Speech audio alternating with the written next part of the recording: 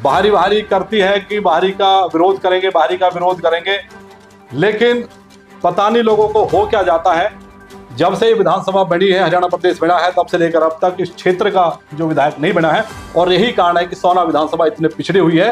यहाँ पर लोगों के काम नहीं होते। आप हॉस्पिटल में जाकर देख लीजिए, आपको डॉक्टर नहीं मिलेंगे। स्कूल में जाकर देख लीजिए, आपको मास्टर नहीं मिलेंगे। सड़क, बिजली, पानी की हालत देख लीजिए। रात को लोग, छोटे छोटे बच्चे बिलखते हैं, ऐसी जो उमस वाली जो गर्मी। यहाँ पर हॉस्पिटल्स हमारी पूरी प्राथमिकता होगी कि एक अच्छा हॉस्पिटल यहाँ बना हुआ है, जिससे किसी भी लोग, कोई भी लोग हो, उनको पूरी तरह स्वास्थ्य, किसी भी बीमारी, कोई बीमारी हो, कोई भी टेस्ट हो, वो फ्री ऑफ कॉस्ट हो और उनका इलाज आसानी से। यहाँ पर बिजली बिल्कुल फ्री होगी। सिर्फ 500 रुपये का आपका बिल आएगा, उससे ऊपर आपका बिल नहीं आएगा, ये आपको गारंटी दी जाएगी। जो बेरोजगार युवा है उनको 21,000 रुपये बेरोजगारी के रूप में भत्ता उनको दिया जाएगा। यहाँ पर गृहिणी, जो गृहिणी हमारे घर में काम करती है, उसको 1 तारीख को एक गैस का सिलेंडर और 1100 रुपये उसकी किचन के लिए यहाँ पर मिलेगा। यहाँ पर जो वृद्धा या बुढ़ापा पेंशन है, उनको 7,500 रुपये बुढ़ापा पेंशन देने का काम करेंगे।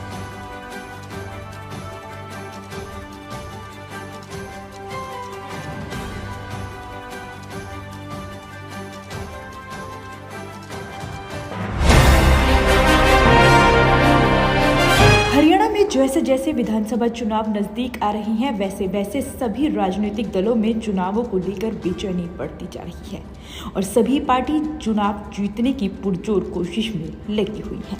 इसी के क्रम में आज हमारी सनातक टीवी की टीम सोहना के पूर्व सरपंच और बहुजन समाजवादी पार्टी के जिला अध्यक्ष विजय खटाना के पास पहुंची, जिन्हें बहुजन समाजवादी पार्टी ने लोकसभा चुनाव में गुरुग्राम से अपना प्रत्याशी बनाया था। वहीं अब हरियाणा विधानसभा चुनाव होने वाले हैं और चुनावों को लेकर हमारे संवाददाता गोविंद खटाना ने विजय खटाना से खास बातचीत की। आइए आपको सुनवाते हैं कि विजय खटाना से क्या कुछ बातचीत हुई है। नमस्कार, मैं गोविंद खटाना सनातक टीवी से। आज हम पहुंचे विजय सरपंच दमदमा, जो बहुजन समाज पार्टी के जिला अध्यक्ष हैं। तो आज हम इनसे आपको रूबरू कराते हैं। सरपंच साहब नमस्कार। नमस्कार गोविंद भाई, नमस्कार। सरपंच साहब, आपने अभी लोकसभा का इलेक्शन लड़ा था, तो इस पे आपकी अच्छी खासी हार हुई थी। इस हार का क्या कारण है? देखिए गोविंद भाई, पहले तो आपके स्नातक टीवी का मैं बहुत बहुत आभार प्रकट करता हूँ। आप हमारे पास पहुँचे और हमारी आवाज़ बुलंद करने के लिए आपने अपनी भूमिका निभाई। रही गुड़गांव लोकसभा से चुनाव लड़ने की, कि आपने कहा कि हमारी हार हुई है। इसमें 23 कैंडिडेट चुनाव लड़े थे, जिसमें आपका भाई भी था, बीएसपी का कैंडिडेट। ये जो चुनाव था, कुछ और तरीके का चुनाव था। ये सिर्फ 2 पार्टियों में सिमट कर रह गया, क्योंकि देश की जनता भारतीय जनता पार्टी की नीतियों से, उसके शासन से, प्रशासन से नाराज थी, जिस तरह से देश के हालात आज बने हुए हैं। और देश की जनता चाहती थी कि बीजेपी को देश से हटाया जाए। इस कारण से उन्होंने फिर विकल्प देखा, तो विकल्प दूसरी तरफ उन्होंने जो विकल्प तलाशा, वो कांग्रेस उन्हें दिखाई दिया कि शायद कांग्रेस एक ऐसी पार्टी है जो बीजेपी को रोक सकती है और इस देश को बचा सकती है। तो इस कारण से ओवरऑल जो ये नहीं कि गुड़गांव लोकसभा में, ये ओवरऑल पूरे देश के अंदर ऐसा माहौल क्रिएट हुआ कि पूरी देश की जो जनता थी बीजेपी के खिलाफ गई और लोगों का जो वोट था ज़्यादा से ज़्यादा कांग्रेस पर शिफ्ट हो। तो सरपंच साहब एक बात बताए कि जो आपका जो पार्टी का वोट बैंक थी, वो भी अच्छी खासी थी जी, बट इतनी वो कैसे खिसकी? देखिए, जिस तरह से बीजेपी ने एक नारा दिया कि भाई हम 400 पार का एक नारा दिया, जो झूठा नारा था वो साबित भी हुआ। लोगों को बरगलाने का नारा दिया कि 400 पार हम जाएंगे अब की बार, जबकि जब उनकी पूरी तरह पहले तूफान था, तब इनकी 400 पार नहीं हुई। तो अब ऐसे हालातों में कैसे 400 पार होती? और फिर बीजेपी कहती है कि भाई हम 400 पार करेंगे, उसके साथ साथ जो रिजर्वेशन है उसको हम समाप्त करेंगे। और कहीं ना कहीं ऐसी भी आवाजें निकल के आई कि हम संविधान को बदलेंगे, कई तरह की चीजें थी। तो बहुजन समाज पार्टी का जो वोट बैंक है वो गरीब है, शोषित है, पीड़ित, वंचित है। तो उनकी इस चाल में वो घबरा गए कि कहीं ऐसा ना हो कि यदि ये 400 पार कर गए तो फिर टोटली ये हमारा रिजर्वेशन खत्म करेंगे और हमारे जो संविधान खत्म करेंगे। इस कारण से हमारा जो वोट बैंक था वो टोटली कांग्रेस से शिफ्ट होगा। उन्हें लगा कि शायद कांग्रेस हमें बचा सकती है कि और ये 400 पार को रोक सकती है। इस कारण से बहुजन समाज पार्टी का जो वोट बैंक था वो टोटली कांग्रेस की तरफ, ये गुड़गांव नहीं पूरे देश के अंदर शिफ्ट हो। तो सरपंच साहब अब एक चीज बताए कि जब ये अभी ऐसे कन्वर्ट हुआ कांग्रेस की तरफ वो वोट बैंक, तो अब आपने जो ये इनेलो से गठबंधन किया है, तो वो तो अभी भी कांग्रेस की तरफ खिसकेगा। तो क्या सोच के आपने जो गठबंधन किया? नहीं, देखिए, वो चुनाव अलग था, वो देश का चुनाव था, वो मोदी वर्सेस था। क्योंकि आजकल देश के अंदर बहुत से अंधभक्त है ना, जो मोदी के नाम से मोदी की बुराई वो सुन ही नहीं सकते, जबकि उन्हें पता नहीं है कि देश का कितना बेड़ा गर्क भारतीय जनता पार्टी ने, मोदी की सरकार ने कर दिया है। हालात भगदड़ जैसे हालात है देश के अंदर। अब एक आम आदमी तो इन चीजों को समझ नहीं पाएगा। वो तो यही देखता है कि भाई मोदी साहब ने, जो माननीय प्रधानमंत्री जी है, उन्होंने देश के लिए इतना कुछ कर दिया, पाकिस्तान पर हमला कर दिया और पूरी दुनिया के अंदर देश का जो नाम कर दिया, वो इतने तक सीमित है। लेकिन अगर हम अपने देश के अंदर बात करें शिक्षा की, रोजगार की, स्वास्थ्य की और बिजली, पानी और सड़क की, तो आप व्यवस्था देख लीजिए कितनी जर्जर हालात है, कितने बुरे हालात है। तो उन लोगों को इतना नहीं पता, वो सिर्फ अंधभक्त है और उस अंधभक्ति में वो देखते हैं कि भाई चाहे हमारा गांव का है, घर का गड़ा, हमें इसको नहीं था, हमें तो मोदी को वोट देना, मोदी देश को बचाएगा। जबकि इससे पहले, मोदी से पहले प्रधानमंत्री रहे साहब, खूब, मैं कहना चाहूंगा खूब ठीक तरह के प्रधानमंत्री जी रहे, फिर भी देश को कुछ आफत नहीं आई। तो अभी एकदम से आफत क्या आ जाएगी। रही इनेलो और बीएसपी के गठबंधन की, इनेलो जो पार्टी है वो प्रदेश के अंदर खूब उन्होंने शासन करा है। माने देवलाल जी भी किसानों के हक में थे और उनकी भी यही सोच थी कि भी गरीब का, किसान का भला हो। और यही सोच हमारी बहुजन समाज पार्टी की भी, इसमें दलित, शोषित, पीड़ित, वंचित जो भी लोग हैं, चाहे किसान है, मजदूर है, रेहड़ी पटरी वाले, उन सबको इस देश के अंदर न्याय मिले, सुरक्षा मिले और संवैधानिक रूप से सबके साथ न्याय हो। तो ये दोनों पार्टियां जुड़ी है और एक बड़ा ही, मैं बताना चाहूँ, बहुत पवित्र एक तरह का ये गठबंधन है और ये गठबंधन कामयाब होगा आपकी बात 100%। तो सरपंच साहब, क्या ये गठबंधन विधानसभा के इलेक्शन तक ही रहेगा या लंबा चलेगा? बिल्कुल सही सवाल। देखिए, जब ये गठबंधन की घोषणा हुई थी चंडीगढ़ में, तब भी ये अभय सिंह जी ने भी और हमारे माननीय आकाश जी ने भी, आनंद जी ने भी माननीय बहन जी के आदेश अनुसार ये कहा था कि ये गठबंधन इतना पवित्र है, ये इसी चुनाव तक सीमित नहीं रहेगा। आने वाले भविष्य में जितने भी चुनाव होंगे और इस गठबंधन की आवश्यकता होगी, तो ये गठबंधन ज्यों का त्यों बना रहेगा और ये एक बहुत ही पवित्र गठबंधन है और लोगों की भलाई के लिए ये अग्रणी रहेगा। तो क्या इस गठबंधन से आपको लगता है कि आपकी वापसी होगी, दोबारा वोट बैंक आपकी तरफ आएगा, मजबूती आएगी पार्टी में?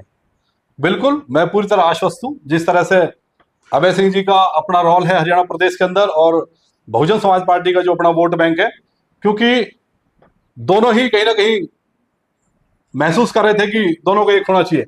क्यों 1 और 1 11 होते हैं। आज जिस तरह से बीजेपी सरकार ने प्रदेश के हालात कर दिए हैं और उससे पहले 1-2 टर्म कांग्रेस रही, जो 10 साल कांग्रेस ने करा, 10 साल अब बीजेपी हो गए। तो ये दोनों पार्टियां, कांग्रेस और बीजेपी मिली हुई है, आपस में अपना टर्म करती है और अपने लोगों को भ्रमित करने का, बहकाने का काम करती है। प्रदेश की जनता इनको जान चुकी है। अब माननीय अभय जी और माननीय बहन जी के नेतृत्व में, आकाश आनंद जी के नेतृत्व में हरियाणा प्रदेश के अंदर इनेलो और बहुजन समाज पार्टी का गठबंधन बहुत सक्रिय रहेगा, कामयाब रहेगा। और आप देखना आने वाले समय जब विधानसभा के चुनाव होंगे तो ये गठबंधन, बसपा इनेलो गठबंधन, कहीं ना कहीं आपको सत्ता में काबिज दिखाई दे। 2019 में इनेलो पार्टी से 1 ही सीट निकली थी। क्या आपकी बार बहुजन का और इनेलो का गठबंधन, आपको क्या लगता है कि कितनी सीट आने वाली? देखिए, इतना आकलन तो मैं नहीं कर पाऊंगा कि एक्चुअल में कितनी आएंगी, लेकिन मैं आपको ये भरोसा जरूर दिलाना चाहूंगा कि अब की बार सत्ता में हिस्सेदारी इनेलो और बसपा गठबंधन करने जा रही है। किसी की सरकार बनेगी तो वो बगैर इनेलो बसपा गठबंधन के सहयोग के नहीं बनेगी, ये मैं आपको कहना चाहूंगा। तो जो अभी हाल में ही अभी यहाँ पे बीजेपी का शासन है, कौन कौन से मुद्दे आपने यहाँ पे देखे? कि देखिए, गोविंद भाई, पिछले 10 साल से आप देख रहे हो बीजेपी की लगा एक मुश्त सरकार है और मान्य जो हमारे विधायक साहब है संजय सिंह जी और संजय जी, जिस तरह से उन्होंने इस विधानसभा के अंदर जो एक वैर भाव से, एक बदले की भावना से जो ये व्यवस्था करी है, ये किसी से परहेज नहीं है, किसी से छुपी हुई नहीं है। अब आप अपने रोडों की हालत, सड़कों की हालत देख लीजिए, बिजली की हालत देख लीजिए और पानी की हालत देख लीजिए। कहने को तो कोई कुछ भी कह दबी आवाज में, लेकिन जिस तरह से माननीय संजय सिंह जी ने, विधायक साहब ने हमारे सोहना विधानसभा में काम करा है, ये किसी छुपा हुआ नहीं है, बिल्कुल बदले की भावना से काम करा है। सड़क को देख लो, भौंसी से वारी ठोस दमदा होती है, सोना आप आके देखिए क्या हालत है। 10 साल में आप जाकर के थेगड़ी लगाने का काम करें भी, हम लगातार काम कर रहे हैं, वो यहाँ तक कि मंत्री भी बन गए। तो मैं समझता हूं इनको अब की बार जो जनता है वो सबक सिखाएगी और ऐसे लोगों का, जो लोगों की वोट लूट करके, हड़प करके, उनको बहला फुसला करके और उनके भ्रामक तरीके से वोट हड़प लेते हैं, लेकिन जब काम का समय आता है तो काम नहीं करते। जनता बिल्कुल जागरूक है, जनता की बार बीजेपी को पटकड़ी दे करके यहाँ पर जो ना। उनको अगर- सबक सिखाएंगे। अगर बहुजन और इनेलो आप पे विश्वास जता कर और अगर टिकट देती है तो क्या विधानसभा का इलेक्शन आप लड़ोगे? अगर आप नहीं लड़ोगे तो फिर यहाँ से कौन लड़ेगा? देखिए गोविंद भाई, ये तो हमारा बहुजन समाज पार्टी के जो शीर्ष नेतृत्व है वो डिसाइड करेंगे कि, क्योंकि राजनीति जो है वो परिस्थितियों खेल है कि, और सोहना विधानसभा स्पेशली ये बड़ी हॉट और बड़ी बहुत मजबूत विधानसभा है, जहां पर बहुत से यहाँ के जो क्षेत्रीय जो नेता हैं उनकी तो निगाह रहती रहती है। ज्यादातर क्षेत्रों की अपेक्षा बाहरी लोगों का बहुत ज्यादा यहाँ पर निगाह होती है। अगर शीर्ष नेतृत्व जो चाहेगा, डिसाइड तो उन्हीं को करना है। हम तो एक पार्टी के छोटे से सिपाही हैं, छोटे से कार्यकर्ता हैं। जहां पार्टी हमारी ड्यूटी लगाएगी, हम बिल्कुल रात के 12 बजे भी पार्टी के लिए खड़े मिलेंगे आपको, और जन जन की आवाज को बुलंद करने का काम करेंगे, जहां पर लोगों की भलाई के लिए काम करने का प्रयास। अगर टिकट आपको मिलती है तो आप इलेक्शन लड़ोगे? बिल्कुल, यदि पार्टी भरोसा जताती है, पार्टी का आदेश होता है, तो आपने देखा कि पार्टी ने आदेश करा कि हमें गुड़गांव लोकसभा से चुनाव लड़ना है, तो आपने देखा कि हमने किस तरह मजबूती के साथ गुड़गांव लोकसभा का चुनाव लड़ा, जन जन तक पहुंचने का काम करा, और हमने अपनी पूरी मेहनत करी। यदि पार्टी भरोसा जताती है तो बिल्कुल एक कदम पीछे नहीं जाएंगे, एक कदम आगे बढ़ने का काम करेंगे, और मुझे खुशी होगी कि मुझे अपने क्षेत्र के लोगों के विकास करने में का मौका मिलेगा, और वो हम करके दिखाएंगे। यहाँ की जनता बहुत ज्यादा बाहरी बाहरी करती है, अब की बार इस पे आपका क्या प्रतिक्रिया?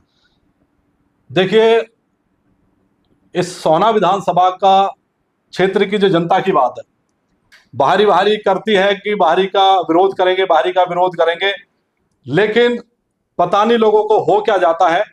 जब से ये विधानसभा बनी है, हरियाणा प्रदेश बना है, तब से लेकर अब तक इस क्षेत्र का जो विधायक नहीं बना है, और यही कारण है कि सोहना विधानसभा इतने पिछड़ी हुई है। यहाँ पर लोगों के काम नहीं होते। आप हॉस्पिटल में जाकर देख लीजिए, आपको डॉक्टर नहीं मिलेंगे। स्कूल में जाकर देख लीजिए, आपको मास्टर नहीं मिलेंगे। सड़क, बिजली, पानी की हालत देख लीजिए। रात को लोग, छोटे छोटे बच्चे बिलखते हैं, ऐसी जो उमस वाली जो गर्मी है।